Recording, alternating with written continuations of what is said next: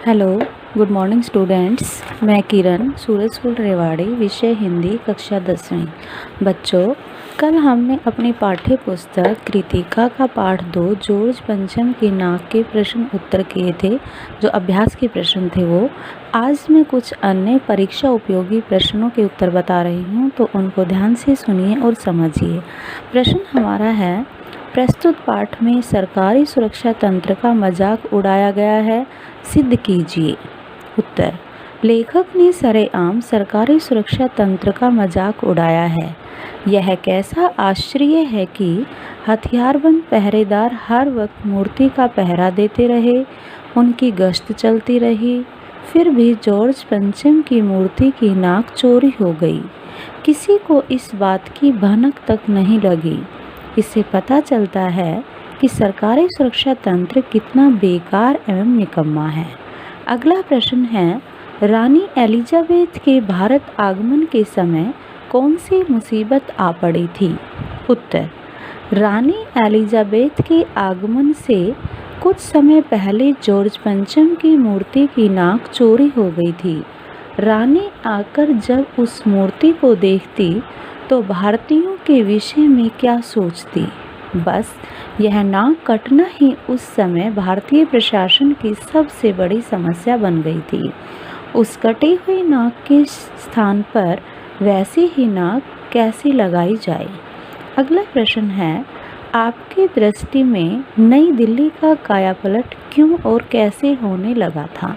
उत्तर, भारतवर्ष में इंग्लैंड की महारानी एलिजाबेथ का दौरा होने वाला था। वह भारत में अपने पति के साथ आ रही थी। भारत के शासक उनका शाही स्वागत करना चाहते थे, इसलिए नई दिल्ली को पूरी तरह सजा देना चाहते थे।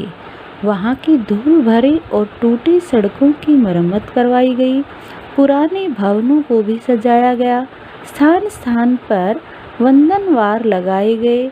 इस प्रकार नई दिल्ली का कायापलट होने लगा। अगला प्रश्न, जॉर्ज पंचम की नाक किसने काटी होगी और क्यों? उत्तर, जॉर्ज पंचम एक विदेशी निर्दयी शासक था।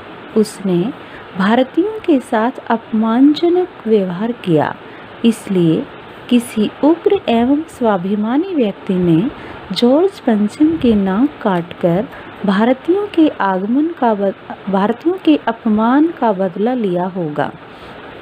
अगला प्रश्न है, सभापति ने किस आधार पर कहा था कि हम भारतवासियों ने अंग्रेजी सभ्यता को स्वीकार कर लिया है? उत्तर, भारत देश पूर्णतः आज़ाद हो गया था। अंग्रेजी शासन भी यहाँ से जा चुका था, किंतु अब भी यहाँ पर अंग्रेजों का प्रभाव पूरी तरह से बना हुआ था। जब मूर्तिकार ने सभापति को बताया कि जिस पत्थर से जॉर्ज पंचम की मूर्ति बनी है वह पत्थर विदेशी है और यहाँ के पर्वतों के पत्थरों से वह मेल नहीं खाता, तो तैश में आकर सभापति ने कहा था कि लानत है आपकी अक्ल पर। विदेशों की सारी चीज़ें हम अपना चुके हैं, दिल, दिमाग, तौर तरीके और रहन सहन। जब हिंदुस्तान में बाल डांस तक मिल जाता है तो पत्थर क्यों नहीं मिल सकता? अंग्रेजी सभ्यता के प्रभाव के कारण ही शुभ चिंतक लाट की टूटी हुई नाक की जगह नई नाक लगवाना चाहते हैं। अगला प्रश्न है, मूर्तिकार ने मूर्ति की नाक के लिए उपयुक्त पत्थर प्राप्त न कर पाने का क्या कारण बताया? उत्तर, मूर्तिकार ने लाट की नाक के लिए उचित पत्थर प्राप्त करने के लिए देश के सभी पर्वतीय क्षेत्रों का भ्रमण किया था। पत्थरों की खदानों में भी खोजबीन की थी, पर उसे मूर्ति की नाक के लिए उपयुक्त पत्थर नहीं मिला था, तो उसने इसका कारण बताते हुए कहा कि वह पत्थर विदेशी था। अगला प्रश्न है, जॉर्ज पंचम की नाक शीर्षक पाठ का उद्देश्य स्पष्ट कीजिए। इम्पोर्टेंट क्वेश्चन है ये।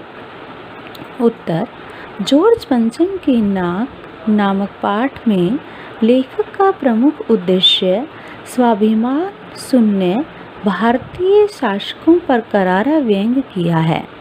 लेखक स्वतंत्र भारत के उन शासकों का मजाक करता है जो अपने आत्मसम्मान को खो चुके हैं।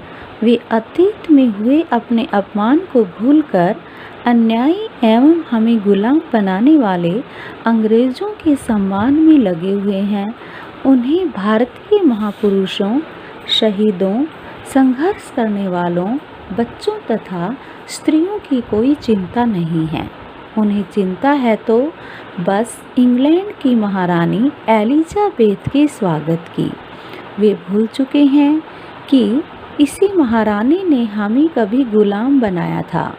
साथ ही लेखक ने सरकारी कार्य प्रणाली पर भी व्यंग्य किया है। सरकार के सभी कार्य सरसरी तौर पर किए जाते हैं। सभी अधिकारी अपनी जिम्मेदारी दूसरों पर डाल देते हैं। अंत में गाज गिरती है छोटे कर्मचारियों पर। वे मौके पर क्षमा मांगकर जिम्मेदारी से पल्ला झाड़ देते हैं।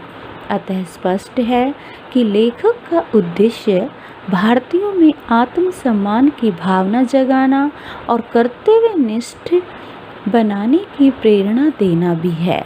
तो बच्चों, ये हमारे कुछ प्रश्न थे जो मैंने आपको बताए हैं। इनको फिर से ध्यान से सुनना और समझना। Okay, bye.